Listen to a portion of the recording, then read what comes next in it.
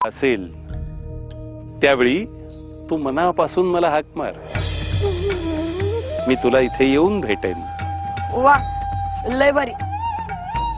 पण आजोबा, पण माईला मी नाही आवडत.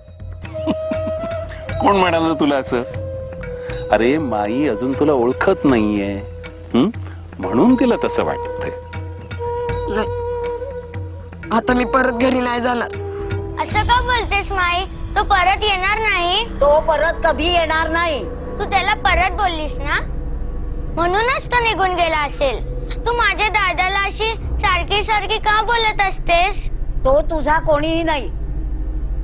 माझ्यावर राग काढतो काय? आता कळेल माई कोण आहे ते. म्हणजे तो तुझ्यामुळेच गेला, मला वाटलंच होतं. जाऊ दे, मारू दे. नाही आजी, मला दादा हवाय. तू त्याला परत आण ना, नाहीतर मला सांग कुठे गेलाय तो, मी जाऊन आणते त्याला. काही गरज नाही.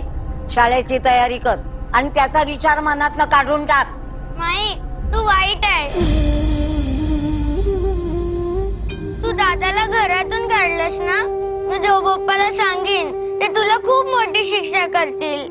ते माझं मी बघून घेईन. तू उगाच गोंधळ घालत बसू नकोस. ते मला माहित नाही, पण मला माझा स्वामी दादा पाहिजे. तू कुठूनही आणून दे, पण मला माझा दादा पाहिजे म्हणजे पाहिजे. तो मुलगा इथे येणार नाही. तुझा हट्ट चालणार नाही.